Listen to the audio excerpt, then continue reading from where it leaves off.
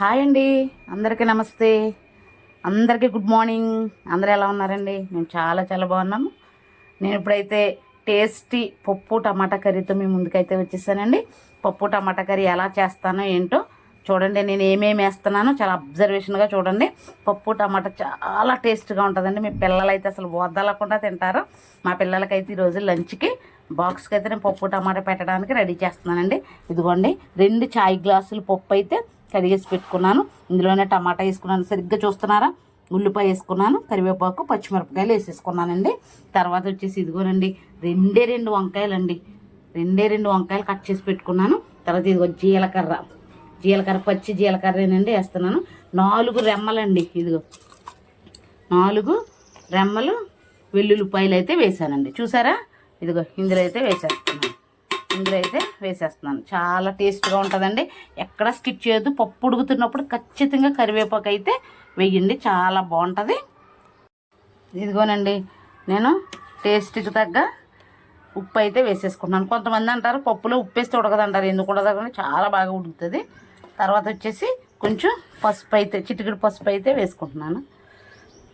తర్వాత వచ్చేసి కొంచెం కారం, పచ్చిమిరపకాయలు వేసాను కదండి, కొంచెం కారం అయితే వేసేసుకుంటున్నాను. చూడండి, ఎక్కడ స్కిప్ చేయకుండా చూడండి. ఇవన్నీ వేసుకుని నేను కుక్కర్లో అయితే పప్పు పెట్టేస్తాను. ఇంకేం వేసానో కూడా చూపిస్తాను, ఎక్కడ స్కిప్ చేయకుండా. ఇదిగోనండి ఏమేమి వేసాను ఇప్పుడు: ఉల్లిపాయ, పచ్చిమిరపకాయ, కరివేపాకు, వెల్లుల్లిపాయ, 2 చిన్న వంకాయ ముక్కలు, తర్వాత వచ్చేసి ఇదిగో ఉప్పు, కారం, పసుపు వేసాను. ఇప్పుడు వచ్చేసి కొంచెం ఆయిల్ అండి. ఆయిల్ వేస్తే పప్పు అసలు పొంగిపోదు.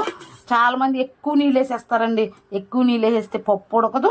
తర్వాత కుక్కర్ అంతా ఖరాబు, గ్యాస్ అంతా ఖరాబు. తక్కువ నీళ్ళు వేసుకోండి. ఎందుకు ఉడకదు? చక్కగా జాగ్రత్తగా ఇదిగోనండి ఇంత ఆయిల్ అయితే వేస్తున్నాను. ఆయిల్ వేస్తే పప్పు అసలు పొంగదు. అలానే ఎక్కువ నీళ్ళు వేయొద్దు, తక్కువ నీళ్ళు వేయండి. ఇదిగోనండి నేనైతే ఈ పెద్ద గ్లాస్తో నీళ్ళు అయితే వేసేస్తున్నాను. ఇప్పుడు నేను స్టవ్ మీద అయితే పెట్టేస్తాను. చూడండి, ఇదిగోనండి అన్నీ రెడీ చేసి పెట్టేసుకున్నాను కదా. ఇప్పుడు నేను గ్యాస్ అయితే వెలిగించేస్తున్నాను. చూడండి, గ్యాస్ వెలిగించేసి చక్కగా నేను పప్పు అయితే పెట్టేస్తున్నాను. మీకు ఒక విషయం గమనించండి, ఇక్కడ నేను సిమ్లోనే పెడుతున్నాను. చూడండి, నేనేమి హైలో పెట్టలేదు. పప్పు సిమ్లో పెట్టండి, తక్కువ వాటర్ వేయండి. ఇవి చిన్న చిన్న టిప్స్ అండి. చిన్న టిప్స్ కొంచెం పాటిస్తే చాలా మంచిది. ఇదిగోనండి మీరు చూడండి, కావాలంటే కింద నుండి కూడా చూపిస్తున్నాను. నేను సిమ్లో పెడతాను. నేను పప్పు వచ్చేసి తక్కువ వాటర్ వేస్తాను. అవన్నీ వేసేసాను ఇంగ్రీడియంట్స్ అన్నీ. నేను తర్వాత మళ్ళీ తాలింపు కూడా రెడీ చేసుకుంటున్నాను. తర్వాత తాలింపు ఎలా చేయాలో కూడా నేను తాలింపు చేసిన తర్వాత కూడా చూపిస్తాను. ఇదిగోనండి కుక్కర్ అయితే పెట్టేశాను. ఇదిగో కుక్కర్ అయితే పెట్టేసుకున్నాను కదా. ఇప్పుడు 2-3 విజిల్స్ వరకే ఉంచుతానండి. నేను ఎక్కువేమి ఉంచును. అది పప్పు 2-3 విజిల్స్ తర్వాత నేను చూపిస్తాను. తర్వాత తాలింపు చేసిన తర్వాత కూడా చూపిస్తాను. ఎక్కడ స్కిప్ చేయకుండా చూడండి. నా వీడియో సపోర్ట్ చేయండి, నన్ను సపోర్ట్ చేయండి. మరిన్ని కర్రీస్తో మీ ముందుకు వస్తాను. ఇదిగోనండి ఈ పక్కనైతే అన్నము ఉడుకుతుంది, ఈ పక్కనైతే పప్పు పెట్టేశాను.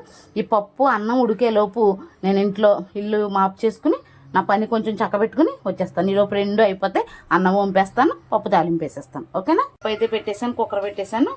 అది పప్పు అయితే ఉడుకుతుంది. ఇంకా సిమ్లోనే ఉంది గ్యాస్. నేను అస్సలు హైలో పెట్టలేదు.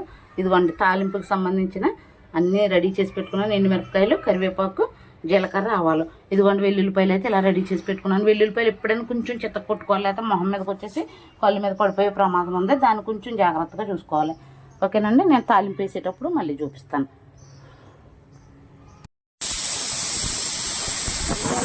పప్పు విజిల్ అయితే వచ్చేసింది. ఇంకా నేను తాలింపు అయితే వేసేస్తాను. విజిల్ తీసిన తర్వాత చూపిస్తాను ఎలా ఉడికిందో పప్పు. ఓకేనా? ఇదిగోనండి బాండీ అయితే ఇదిగో సిమ్లోనే ఉంచాను. పప్పు అయితే తీసేసాను. అన్నం అయితే ఉడుకుతుంది. ఈలోపు నేను చాలా పని చేసుకుని వచ్చానండి. ఇల్లు మాపు కొట్టేసుకుని, హీటర్ పెట్టుకుని, అన్నీ చేసుకుని, ఇల్లు అంతా తుడుచుకుంటా బట్టలు ఆరేసి, ఉతికిన బట్టలు ఆరేసుకుని వచ్చానండి. ఈలోపు పని అయిపోయింది. ఇదిగో ఇప్పుడు బాండీ అయితే పెట్టేసుకున్నాను. ఇదిగోనండి ఇవైతే వేగిపోయినాయి కదా. మిగతా ఎండుమిరపకాయ, ఆవాలు, జీలకర్ర అన్నీ అయితే వేసేసాను. ఇదిగోండి అన్నం అయితే ఉడికిపోయిందండి. అన్నం వార్చేసి పొయ్యి మీద అయితే పెట్టేసాను. ఇది అన్నం అయితే ఉడికిపోయింది. తర్వాత వచ్చేసి ఇంకొంది కుక్కర్ అయితే విజిల్ అయితే తీసేసాను.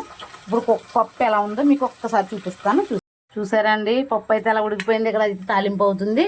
ఇదిగో చూసారా, పప్పు గుత్తు పెట్టి మ్యాష్ చేయక్కర్లేనంత బాగా ఉడికిపోయిందండి. ఫోన్ అంతా ఆవిరొచ్చేస్తుంది.